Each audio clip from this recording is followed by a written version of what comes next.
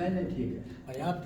वैसे हम पुरातत्व के लोग हैं, बिना प्रेजेंटेशन के कुछ कहने में थोड़ा संकोच होता है। आप लाए भी हैं पूरा समय? मैं लाया था, लेकिन यहाँ व्यवस्था नहीं है, कोई बात नहीं। तो आज का जो टॉपिक रखा है वो बड़ा सामयिक और एक थोपा हुआ टॉपिक है। थोपा हुआ टॉपिक इसलिए कहते हैं कि नई शिक्षा नीति 2010 में तमाम सारी बातें दिल्ली में बैठ करके विद्वानों ने तय की है। उसी में एक ये है कि भारतीय ज्ञान परंपरा भी हमारे पाठ्यक्रम में जोड़ा गया। तो आप लोग तो सुधी लोग हैं, सुपात्र। भारतीय ज्ञान परंपरा संस्कृत में, और संस्कृत पढ़ने वाले, संस्कृत समझने वाले अब अल्पसंख्यक हो गए हैं। थोड़े दिनों में माइनॉरिटी की श्रेणी में चले जाएंगे। और अगर संस्कृत के विद्वानों ने संस्कृत का खूब कस के प्रचार नहीं किया तो आज के टॉपिक पर बड़ा भारी तुषारपात होने वाला है। इसलिए हमारा आप सभी संस्कृत जानने वालों से निवेदन ये है कि आप अपने शिष्यों की संख्या खूब बढ़ाइए। विश्वविद्यालय में, महाविद्यालय में तो पढ़ाइए भी, गली और मोहल्लों में भी पढ़ाइए, ताकि ये देववाणी, ये भाषा सुरक्षित रह सके और इसमें जो ज्ञान पिरोया गया है, इसमें जो ज्ञान है वो आगे भी अनवरत बढ़ता रहे। सम्मानित मंच, आज के मुख्य वक्ता विजय कुमार जैन जी, आदरणीय चंद्रभूषण त्रिपाठी जी, मंत्री प्रोफेसर प्रयाग नारायण मिश्र जी, अभिमन्यु सिंह जी, भाई राम सुमेर यादव जी, अनिल कुमार गोरवाल जी, जो आज के मंच के उद्घोषक हैं, पत्रिका जैन जी, राका जैन जी, नंदन तिवारी जी, रेखा शुक्ला जी, चंद्रकांत द्विवेदी जी, भाई राजेश शुक्ला जी और इस सभागार में बैठे हुए समस्त विद्वत। दूसरा शब्द इसमें रखा है साहित्य, संस्कृति और कला।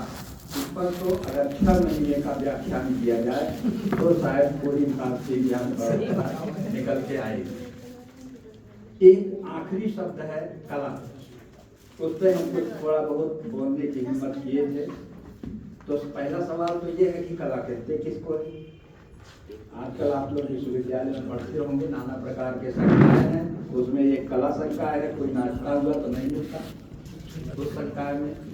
कला का अभिप्राय है कि वो कोई गुण जिसमें निष्णात होकर के जीविका चलाई जा सके, उसे कला कहते हैं।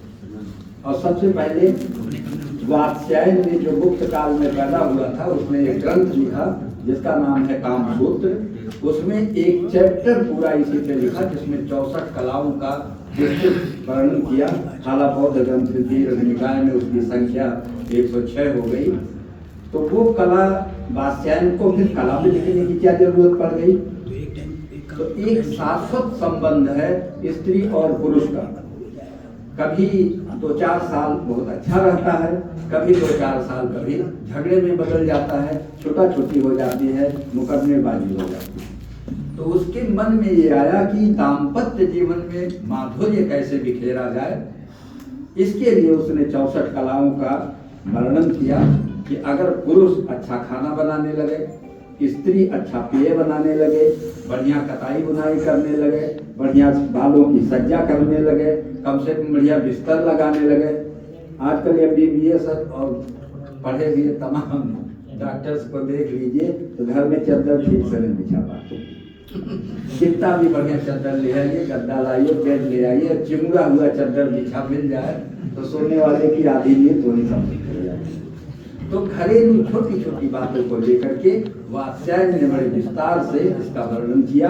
और अगर उसका पालन स्त्री और पुरुष करें तो उनमें झगड़े की संभावना न्यूनतम। और इस तरह इस विधा को भी आज नई शिक्षा नीति में समाहित किया गया। दूसरा, भारतीय ज्ञान परंपरा में पहले शब्द है भारतीय। अब विकट प्रश्न यह है कि भारतीय है कौन? और जब तक आप ये नहीं जानेंगे कि भारतीय कौन है, तब तक उसकी कला, उसकी साहित्य, उसकी संस्कृति पर विचार ही बेईमानी। तो आज तक का जो वैज्ञानिक अध्ययन है, चाहे वो DNA साइंस की तरफ से हो, चाहे वो पुरातत्व की तरफ से हो, चाहे वो म्यूजियम में काम करने वाले लोगों की तरफ से हो, सबकी एक विचारधारा है कि मानव की जन्म स्थली अफ्रीका में है और अफ्रीका में तंजानिया नामक एक जगह है, उसकी खड्ड से एक कंकाल प्राप्त हुआ। उस कंकाल का नाम रखा गया है नृतत्व शास्त्रियों द्वारा, एंथ्रोपोलॉजिस्ट के द्वारा, वो है ऑस्ट्रेलोपिथेकस। ऑस्ट्रेलोपिथेकस का फर्दर डेवलपमेंट जो होता है वो होता है होमो इरेक्टस। होमो इरेक्टस का जो फर्दर डेवलपमेंट होता है वो होता है होमो निएंडरथल। और निएंडरथल के बाद जो स्पीशीज धरती पे विकसित होती है उसका नाम है होमो सैपियंस सैपियंस, जो हमारे सबसे निकटतम पूर्वज थे और वही ग्रुप में हम सभी लोग आते। तो क्या हमने इस संस्कृति का विकास किया है? नो, हमारे एक पूर्वज ने किया है। अब मानव कहते हैं किसको?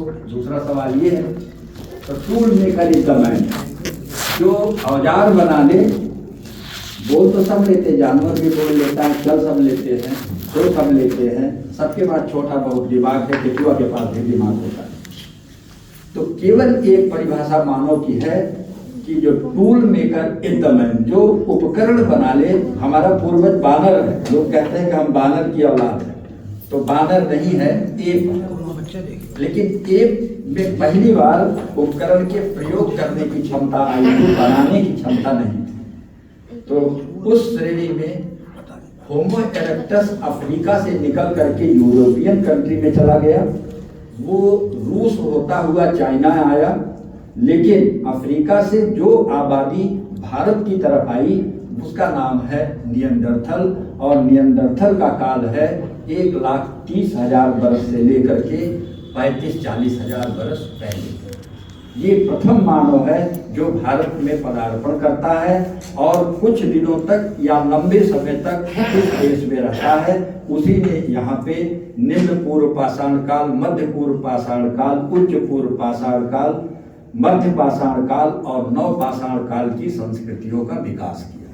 लेकिन 20,000 साल पहले से वो मानव धीरे धीरे उसकी आबादी कम होती गई, अन्य प्रजातियों में उसका मेल मिलाप होता गया और आबादी कम होते होते न जाने किन कारणों से शायद अन्य ग्रुप के लोगों से उसका जो लड़ाई हुई उसमें सरवाइव करने की क्षमता नहीं रही और उसका धरती से उन्मूलन हो गया, वो प्रजाति समाप्त हो गई। अब उसी का क्रियाकलाप इस धरती पे या भारतीय भूभाग में जगह जगह हमको मिलता है और पुरातत्व के प्रसंग में क्या क्या मिलता है ये हम उसकी कला के रूप में जान सकते हैं। पहले तो उसने रहने के लिए, उस समय का समाज ऐसा था, वातावरण में ग्लेशियर था, बहुत टेम्परेचर डाउन था, -4 डिग्री -6 डिग्री तक टेम्परेचर हुआ करता था। पहाड़ बर्फ से लदे हुए थे, नीचे का भाग दलदल था। ऐसी परिस्थिति में जमीन पे रहना भी शायद दुष्कर था, तो लोग पहाड़ पे रहते थे, पहाड़ की गुफाओं में वो रहता था। तो 2 तरह के प्राणी उस समय थे, एक जानवर, दूसरा मनुष्य। मनुष्य जानवर मार के खाता था, जानवर मनुष्य को मार के खाता था। तो मारने के लिए उसने पत्थर के उपकरण बनाए, hand axe, cleaver, scraper, blade, व्योलिन, सिल, लोढ़ा। उस समय का एक उपकरण आज भी घर घर में है, उसका नाम है सिल। ठीक है, पहला तो उसने कला का काम ये किया कि उसने पत्थर के उपकरण बनाए और जहाँ जो मटेरियल मिला उसका उपयोग करने की, उसकी जो औजार बनाने की प्रेरणा है वो सतत काम करती रही। इसलिए पत्थर से वो कांसे में आया, कांसे से तांबे में आया, तांबे से लोहे में आया, लोहे से स्टील में आया और अपने औजारों की साइज को, जैसा उसका बुद्धि का विकास हुआ, उसकी साइज को कम कर। महाराणा प्रताप की तलवार आप देखे होंगे कितनी बड़ी सी, उसको शायद हम लोग उठा भी ना पाए, लेकिन वो उतने आदमियों का प्रहार नहीं कर सकती थी जितना छोटा सा एक परमाणु बम अगर छोड़ दिया जाए तो उसमें सबका गला काटने की जरूरत नहीं पड़ेगी, बहुत बड़ी आबादी साफ हो जाएगी। तो छोटा उपकरण बना करके उसकी घातक शैली को बढ़ा करके उसने औजार के माध्यम से कला का प्रदर्शन किया। दूसरा, स्कूल तो थे नहीं, ज्ञान दूसरे तक पहुंचाना था, ये मजबूरी थी। निएंडरथल के पहले मानव के शरीर में वोकल कार्ड का विकास नहीं हुआ था। वोकल कार्ड ये जो घाटी जिसको गाँव में कहते हैं, यही अंग्रेजी में वोकल कार्ड कहलाती है। ये निकल जाए तो वो करेंगे हम लोग, आवाज निकालेंगे जानवर की तरह। किसी अक्षर का, किसी वर्णमाला का या किसी शब्द का उच्चारण नहीं कर पाते। फर्स्ट टाइम फिजियोलॉजी में नियंडरथल मानव के गले में वोकल कार्ड का निर्माण हुआ, इसलिए वो बोलने लगा। लेकिन उसकी ये ताकत विकसित नहीं हुई कि वो स्कूल बना ले, विश्वविद्यालय बना ले, आने वाली पीढ़ी का वो अध्यापन कार्य कर सके। तो जब वोकल कार्ड का विकास नहीं हुआ, 1,30,000 बरस से लेकर के 45,000 बरस के बीच में नियंडरथल यही है, लेकिन उसका जो अर्ली स्टेज है उसमें वो भी नहीं बोल पाता। तब उसने आगे आने वाली पीढ़ी को सिखाने के लिए 2 स्टाइल का प्रयोग किया, एक इनग्रेविंग, दूसरा रॉक पेंटिंग। और गुफाओं में आपने रॉक पेंटिंग का नाम सुना होगा, शैल चित्र बने मिलते हैं। आदमी जिन गुफाओं में रहता था, जिन शैलाश्रयों में रहता था, उसी में अपने आने वाली पीढ़ी को पढ़ाने के लिए चित्र बना देता था, ताकि उस चित्र को वो समझे। तो उस समय प्रमुख कार्य क्या था? शिकार। तो जानवर को मारना कैसे चाहिए ये उसने चित्रों के माध्यम से बताया है। अब क्योंकि वो जानवर को मारता भी था तो मारने की शैली से भी परिचित था, और जानवर को खाता भी था तो उसके अंदरूनी संरचना से भी परिचित हो गया। तो पूरा एनिमल एनाटॉमी भी वो रॉक पेंटिंग के माध्यम से रच के गया है। तो उस समय के समाज में जानवरों का चित्र, नृत्य का चित्र, स्त्री पुरुष का चित्र, विभिन्न सामाजिक धार्मिक कर्मकांडों से संबंधित चित्र हमको गुफाओं में मिलते हैं। ये कला के विकास का दूसरा चरण। अब सिंधु घाटी की सभ्यता हमारे सामने आती है, जिसका स्पैन है 7,000 बरस से लेकर के 1,000 बरस तक। पहले 2 तरह की धारणा चलती थी कि ऋग्वेद का रचना काल है, ये भी झंझट है, कहाँ हम आप ऋग्वेद को रखें। सिंधु घाटी की सभ्यता हमारे पास थी, लेकिन मेथड जो रेडियो कार्बन डेट का था वो बड़ा संकुचित था। तो सिंधु घाटी की सभ्यता 3,000 ईसा पूर्व से लेकर 1,000 ईसा पूर्व के बीच मानी जाती। हम लोग ये मानते थे जब सैन्य सभ्यता का अंत हो गया तब वैदिक कल्चर का प्रारंभ हुआ। कुछ यूरोपियन विद्वानों ने तो यहाँ तक धारणा व्यक्त कर दी कि उधर की यूरोप की तरफ से एक गोरी जाति आई थी जिसका नाम था आर्य। उसने सिंधु घाटी की सभ्यता का विनाश किया और भारत में वो बसी, उसी में ऋग्वेद की रचना की। अब ये धारणा पूरी तरह से समाप्त हो गई है। अगर आपके घर में कोई पुरानी किताब हो तो उसका पन्ना इतनी हिस्से तक फाड़ के फेंक दीजिए। अब स्थिति ये है कि 7,000 ईसा पूर्व से लेके 1,000 ईसा पूर्व का समय सिंधु घाटी की सभ्यता का समय है, और उसके विकसित चरण में ऋग्वेद इत्यादि ग्रंथों की रचना की गई। तो जो समाज इस धरती पर, भारतीय भूभाग पर इस कालखंड में रहता था, उसका पुरातात्विक अवशेष हमको सिंधु घाटी में दिखाई देता है। उसका साहित्यिक परिवेश जो लिटरेचर के माध्यम से मिलता है वो वैदिक ग्रंथों में मिलता है। आज कोई जाति नहीं थी, आज इस देश के सुसंस्कृत पढ़े लिखे लोग थे जिन्होंने संस्कृत और वैदिक संस्कृत भाषा में इस देश के साहित्य का सृजन किया। ये परंपरा एक रचना, एक कला, ठीक है। हम लोग प्रारंभिक स्तर में, यहाँ कोई इतिहास का टीचर बैठा होगा तो जब लेखन कला की प्राचीनता पढ़ाते हैं तो 800 ईस्वी में जाके खड़े हो जाते हैं। जो खड़े हो जाते हैं, इंडस में हमको सील मिलती है, उस पे अल्फाबेट मिलते हैं, उसको एक आदमी पढ़ता है तो 3 आदमी कहते हैं गलत। इसलिए इस झंझट में आज तक सिंधु घाटी की लिपि पढ़ी नहीं जा सकी।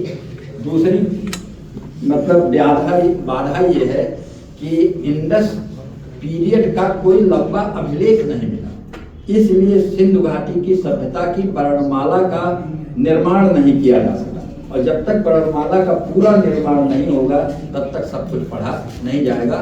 लेकिन ये हम नहीं कह सकते कि सिंधु घाटी की सभ्यता के लोग लिखना पढ़ना नहीं जानते।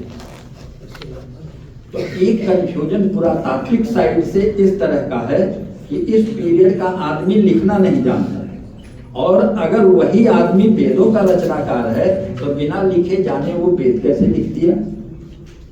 बड़ा तगड़ा प्रश्न है। और इस प्रश्न का शायद हम लोग की पीढ़ी जो है वो तो रिसर्च करके नहीं निकाल पाई। ये युवा पीढ़ी जो यहाँ बैठी है वो इस पर, हमारे यहाँ एक लिंग्विस्टिक आर्कियोलॉजी ब्रांच है जो भाषा विज्ञान की तरह से के माध्यम से पीछे की चीज़ों का निर्माण करना चाहते हैं, लेकिन वो आज तक नहीं कर पाए।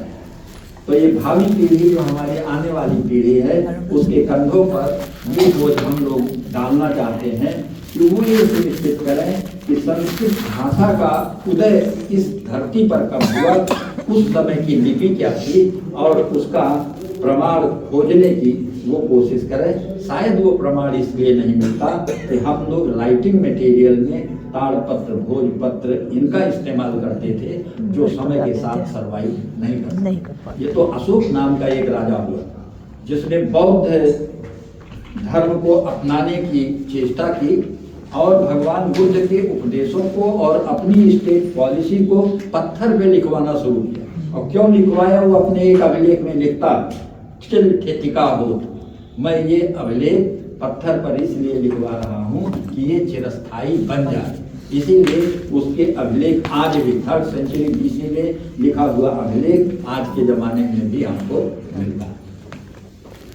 तो ये राइटिंग मटेरियल की वजह से है, लेकिन भारत में लेखन कला का उदय कम से कम 3000-2500 ईसा पूर्व में हो चुका था, जिनको जान करके ही वैदिक ऋषियों ने इन ग्रंथों की रचना की हो। तो दूसरा सवाल यह है कि जो इंडस्ट्रीज हैं उन पर जो ये चिन्ह हैं वो क्या है? वो चूंकि अंतरराष्ट्रीय व्यापार के प्रसंग में इस्तेमाल किए जाते थे। भारत के लोगों का बेबीलोनिया, असीरिया, सुमेरिया, मिस्र इन सब देशों से उस समय व्यापारिक संबंध था और बड़ी बड़ी नौकाओं के द्वारा, ऋग्वेद में भी 100 डाँड़ वाली नावों का उल्लेख है, उसके द्वारा वो व्यापार करते थे। तो वहाँ की भाषा जो समझते थे लोग, उस तरह से उन्होंने अपनी सील पे सांकेतिक शब्दों का इस्तेमाल किया है, इसलिए वो बहुत छोटे हैं। तो एक पक्ष ये हुआ। फिर नवपाषाण काल में हम लोगों के पूर्वजों ने जो सबसे महत्वपूर्ण आविष्कार किया वो था बर्तन के निर्माण की परंपरा। बर्तन का निर्माण अगर नहीं हुआ होता तो शायद हम आज आहार की दृष्टि में, संग्रह की प्रयोजन में बड़े लाचार स्थिति में खड़े होते। लेकिन मध्य पाषाण काल के अंतिम चरण में उन्होंने मिट्टी बर्तन बनाने में कुशलता प्राप्त कर ली। नवपाषाण काल में उसका विकास हुआ। उस समय जो पॉटरी चलती थी उसको ब्लैक एंड रेड वेयर कहते हैं। आगे आवा में सीधे रख करके बर्तन पकाने की स्टाइल का विकास हुआ जिससे रेड वेयर बना। महाभारत काल की एक खास पॉटरी है जिसको हम लोग पेंटेड ग्रे वेयर कहते हैं। हिस्टोरिक पीरियड में कुषाण काल, गुप्त काल, अर्ली मेडुअल पीरियड सब में कुछ ऐसे कैरेक्टरिस्टिक फीचर वाले मृदभांड बनाए गए कि किसी टीले पे अगर उनको आप पहचानते हैं और किसी टीले पे खड़े हो जाइए तो 2 मिनट में आप भविष्यवाणी कर सकते हैं कि इस टीले के अंदर किस टाइम ब्रैकेट के लोग रहते थे और उनकी कल्चर क्या थी। तीसरा विकास जो कला की दृष्टि से बड़ा महत्वपूर्ण है वो महत्वपूर्ण है भवन निर्माण। पहले तो आदमी प्रकृति के द्वारा बनाए हुए गुफाओं में रहता था। जब मौसम मॉडर्न युग आया 10,000 साल पहले, मौसम जो है वो बदल गया, वातावरण आज की तरह हो गया, तो आदमी पर पहाड़ से कूद करके जमीन पे चला आया। जमीन पे इसलिए आया कि वो खेती कर सके, पशुपालन कर सके। तो दोनों सुविधा तो उसको मिली, लेकिन अब उसको घर बनाने की आवश्यकता का अनुभव हुआ। तो भवन निर्माण कला यहाँ से विकसित हुई। उसका विकास पहले टेम्पोररी मटेरियल से घास फूस की झोपड़ी से हुआ। फिर बौद्ध भिक्षुओं ने पहाड़ काट करके पहले की तरह बाकायदे विहार बनाए, संघाराम बनाए, आराम बनाए। उन्होंने वहाँ पर भिक्षुओं का एक आवास बना। मरे हुए लोगों के लिए गौतम बुद्ध के कहने के अनुसार स्तूपों का निर्माण किया गया। उन स्तूपों में कभी कभी चैत्य को समाहित किया गया और एक बौद्ध संप्रदाय के लिए अलग आर्किटेक्चरल विनियोजन का प्रश्न शुरू हुआ। किला बनाने की परंपरा हमको सिंधु घाटी की सभ्यता से लेकर के लगातार मिलती चली आती है, जो राजपूत काल में अपने उत्कर्ष पे पहुंचती है।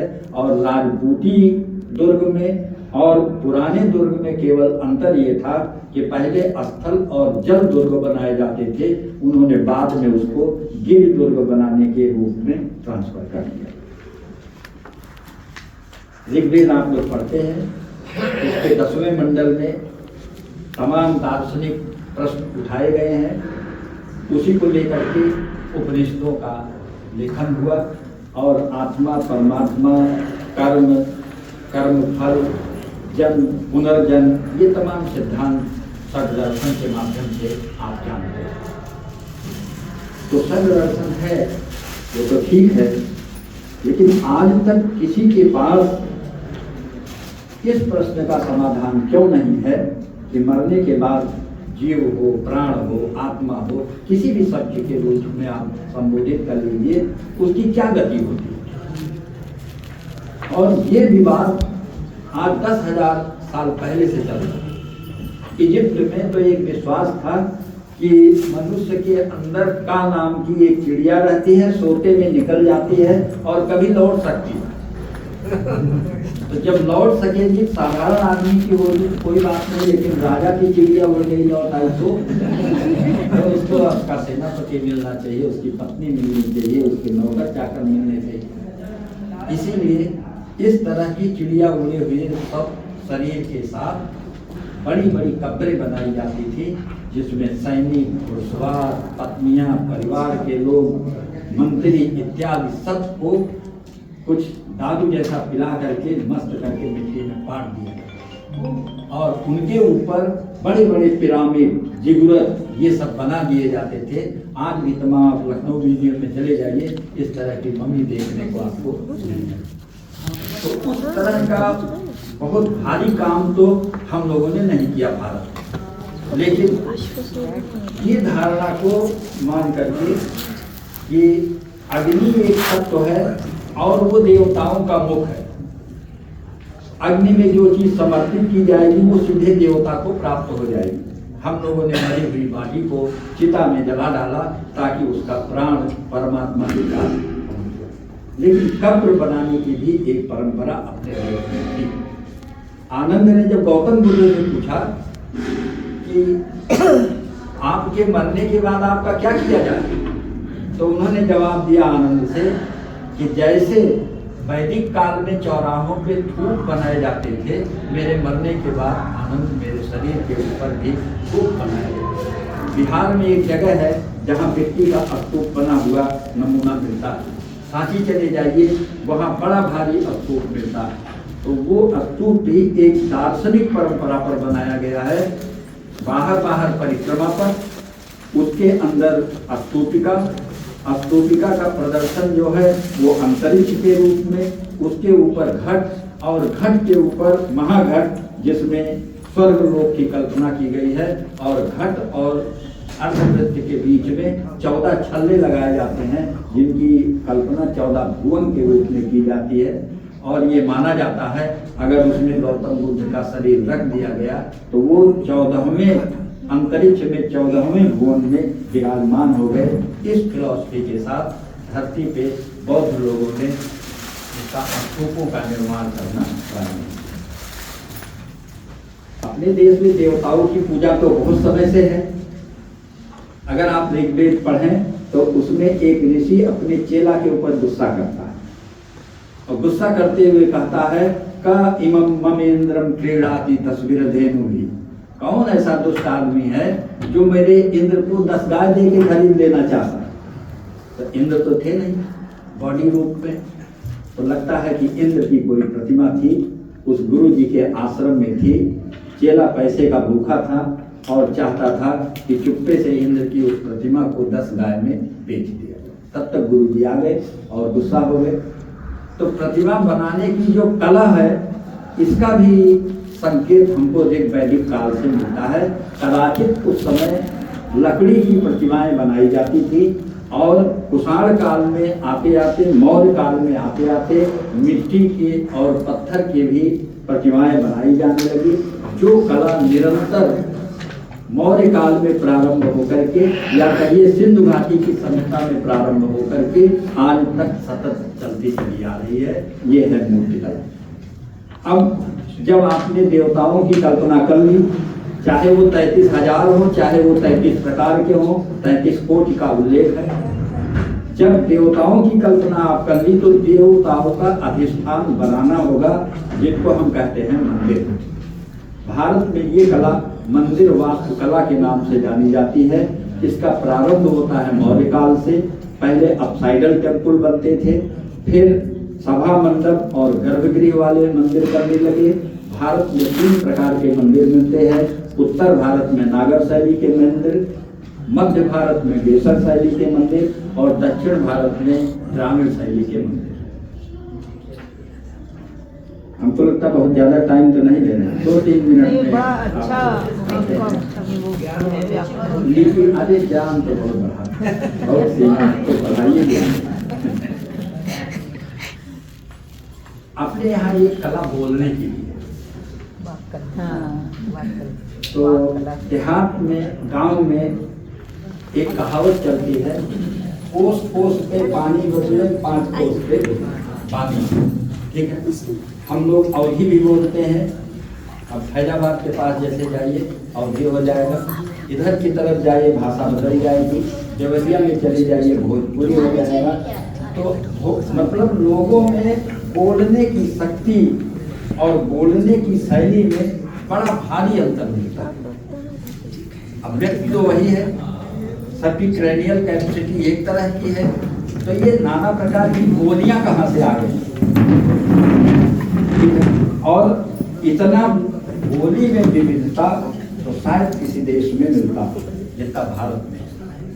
एक तो बोली की विविधता हो गई, तो कभी कभी इसको हम अपनी पीठ थपथपाते हैं कि हम विविधता में एकता रखते हैं। ठीक है कि हमारे जितने लोग हैं 100 तरह के लोग हैं, 100 लोग हैं तो 100 तरह के, ये मेरी विशेषता, लेकिन ये कमजोरी भी। इसी वजह से हर 200 साल में हम लोग पराजित होते हैं, गुलाम बनने का स्वाद भी लेते हैं। राइटिंग का जो प्रश्न था वो भी, उसमें भी बहुत विविधता मिलती है। ब्राह्मी है, खरोष्ठी है, संख लिपि है, शारदा लिपि है, नागरी लिपि है, देवनागरी लिपि है। सबको लिखने की एक कला है ना, तो लेखन कला की जो समृद्ध परिपाटी है वो भी डाइवर्स नेचर में इस देश में हमको देखने को मिलती है। केवल इस तरह का ही नहीं, हमारे पास नाना प्रकार की नृत्य शैलियाँ हैं, नाना प्रकार की वादन शैलियाँ हैं, नाना प्रकार की श्रृंगार शैलियाँ हैं, नाना प्रकार की आभूषण शैलियाँ हैं, नाना प्रकार की वस्त्र और पहनावे की शैली है, नाना प्रकार के खान और पान की शैली है। इसी के साथ साथ तकनीक की भी बहुत शैली है। हम लोग पारा से सोना बनाना जानते हैं। रावण के वायुयान के निर्माण की कथा आपने सुनी ही होगी, जो लंका से लेकर के हिंदुस्तान तक सकाया गया था। इंजीनियरिंग में नंबर 1 इसलिए थे कि तमिलनाडु से लेकर के लंका तक श्री राम ने बानरों की मदद से पुल बना डाला था। तो कभी अभियांत्रिकी में भी हम पीछे नहीं रहे। ज्योतिष के जो विद्वान यहाँ बैठे हैं, कल क्या होने वाला है इसका प्रवचन कर देना शायद इससे बड़ा टफ काम कुछ नहीं। और बच्चे के जन्म के अवसर पर किसी ऐसी विद्या के द्वारा कि ये कितने बरस जिएगा, अपने जीवन में कितना उथल पुथल देखेगा, क्या इसका भविष्य होगा, ये कह देना शायद सबसे कठिन विद्या का परिणाम है, जिसके लिए ये देश बहुत धनी रहा है। और ज्योतिष का प्रचलन, ज्योतिष में विश्वास और ज्योतिषीय कर्मकांड, ये सब अपने देश में प्रचलन में रहे हैं। और बाराहमिहिर जैसे विद्वान समय समय पे हुए, उन्होंने ग्रंथों की रचना की है। उनके ग्रंथ आज भी बड़े उपयोगी है। शायद हमने बहुत समय लिया, इसलिए क्षमा चाहेंगे। ये तो विषय ऐसा है, चाहे जब तक गला न बंध जाए तब तक